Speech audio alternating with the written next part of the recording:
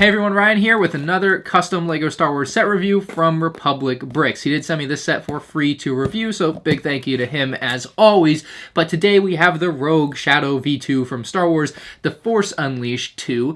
And this set just came out yesterday, so if you do purchase it on his website, make sure you use the code MandR, M&R, for an extra 5% off. But inside of the bag, we will find the set in all of its glory, along with a minifigure. The set on its own retails for $160, and I think it has just over 1,000 pieces, but it also comes with a minifigure for an extra $20, so it can be $160 for the set or $180 for the set with the Starkiller figures. So a small price difference there. It's, I guess, up to the purchaser if you end up deciding you want to buy something like this, whether you want the extra figure or not for the extra $20. But I kind of like that there's the option. I dropped some bags.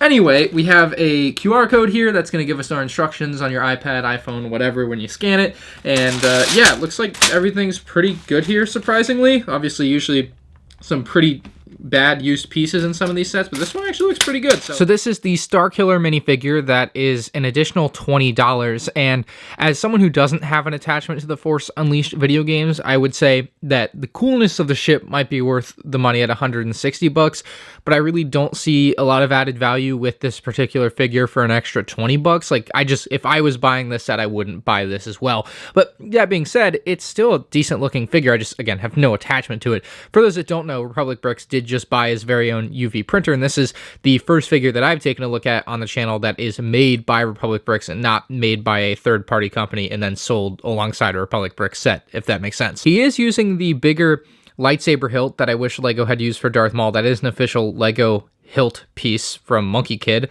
The red blade as well as official LEGO, and then the helmet is not official LEGO. I actually don't know who makes the helmet. There is a logo in there. I'm sure maybe someone can identify it with the right lighting there, but yeah, it's a pretty nice helmet mold. I just don't know who makes it. And here's our figure with all of the accessories removed. You can get a much better view of that print, and especially with the lighting at an off angle, it helps.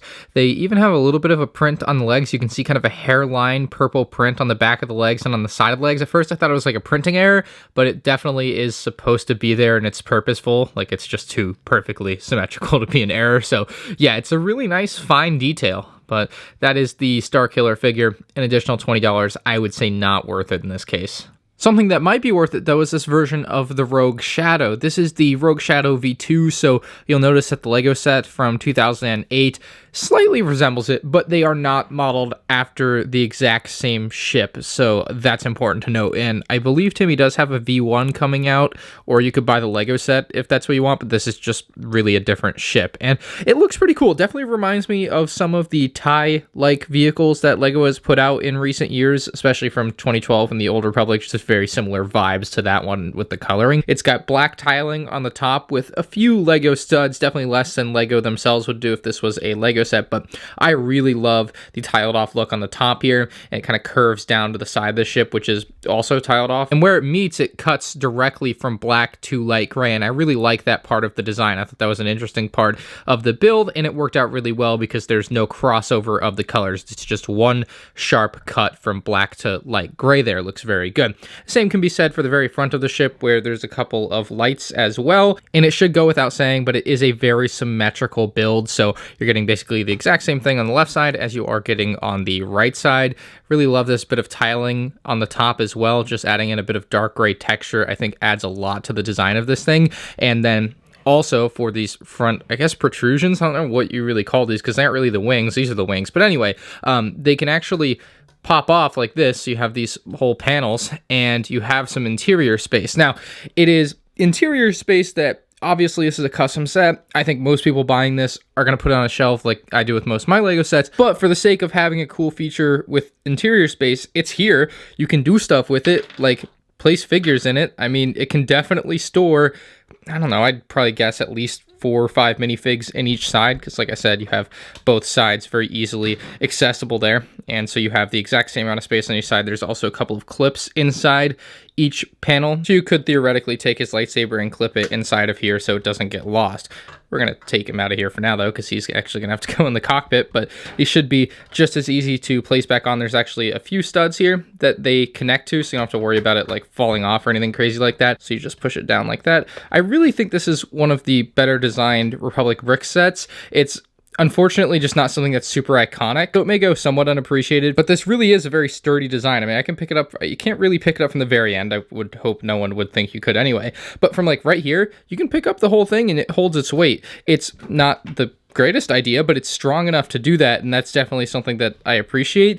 And if we flip it to the main fuselage of the set, the cockpit area, this is where I have my biggest problem, really my only problem with this as a custom set. So it looks like it has this really great angle, and it does have this really great angle. I mean, I'm not faking it. It does look like that. It looks pretty cool, right? And so you can open this up like so if you want to access the interior here, and you can see there's plenty of space for, I don't know, 3 or 4 minifigs in there to control this ship. And there is a control panel there. Unfortunately, it's not a printed one, it's just a blank one, and I suppose I have to show you it with the figure inside, although maybe he can stand actually. Yeah, it looks like there's actually enough space for him to stand. I mean, it's gonna be slightly pushing the roof up. Actually, scratch that, I have 2 issues with this. So first off, you have plenty of floor space here. I do wish there was a tiled area to place him on, because I know if you push him all the way down on the studs, when you go to take this guy out, you can see his helmet's going to pop off first. That's going to be a problem.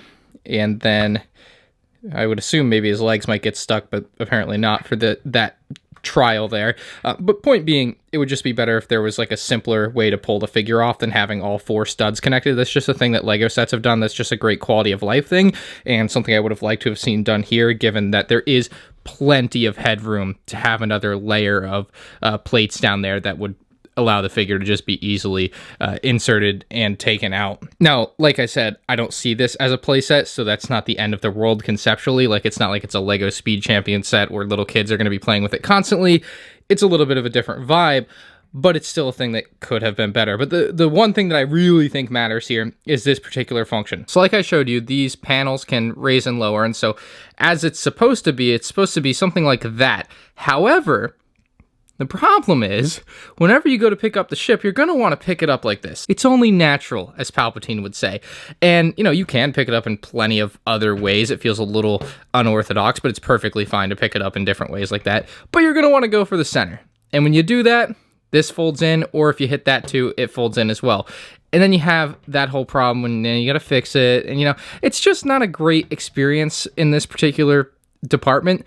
Again, I see this as a display set. As long as it looks like that on display and it doesn't just fall in on its own, it's mostly fine. But there is a really simple fix for this that I believe will be implemented whenever he produces it again. And all you have to do is replace there's like a 1x1 plate right here, if I can get it to pop off. There we go. I couldn't find the exact pieces I wanted, but these are at least the same general shape. It'll get the point across. So now when you push this back panel down, it gets automatically stopped there. You can't push it too far, and then this top panel drops down right on top. Now, I'm not quite sure if it's still a great idea to hold it like this, but it at least won't be an instantly, you know, flop into the build type of way to hold it. So it makes a lot more sense if you have something like that. And there's such an abundance of space here that you can still go in, and this is why it needs to be tiled, that you could get the minifigure out really easily. If it was tiled here, it's just going to grab the helmet off, and that's going to be a problem, like I said. But generally, if you have something like that, it works a lot better. Now, getting off the cockpit to the rear of the set, we have the engine thrust, which looks really nice in that blue color.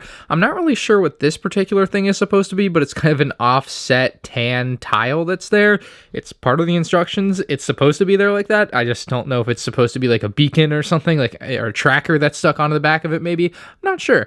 But the actual wings are small. They look like TIE Interceptor wings, just stuck onto a big giant ship in the middle, which is kind of cool. And they do move up and down a little bit. They have some give to them. I think they're supposed to stay stationary, but I wouldn't know. Again, I haven't really played the game. And you might not be able to tell on camera, but there's a very, very slight sag just due to the Lego physics going on there. It's not a big deal. And same deal on the other side, just the TIE Interceptor wings. They look really nice. Pretty happy with the way those look. And then finally, see, I broke it, so I can't put too much pressure on that particular spot. Anyway, the bottom of the ship is really cool. It has landing gear, which the ship has been sitting on the entire time I've been doing this review. It's actually tiled off on the bottom too to complete that round look. And then you can see some strengthening plates here to just bolster the design so that it doesn't fall apart in your hands. That's good to see.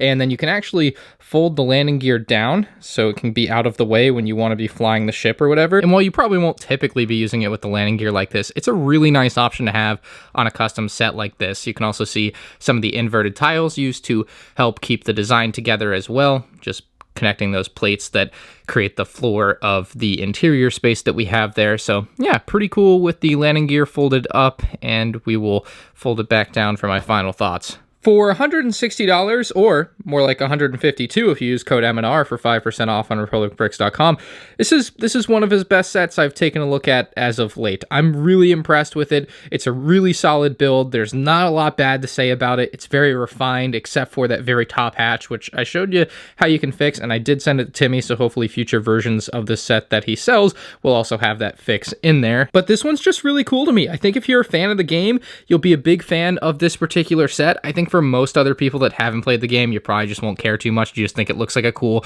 kind of Star Wars ship, and if it had showed up in some canon, I think we'd be much bigger fans. That's kind of the boat that I'm in. I really like it. I just don't have any attachment to it, so that's just the way that I see it. This has been my review of the Republic Bricks Rogue Shadow V2, available now on republicbricks.com. Code M&R will save you 5%, like I said, and you can check out more custom LEGO Star Wars set reviews on the end screen now.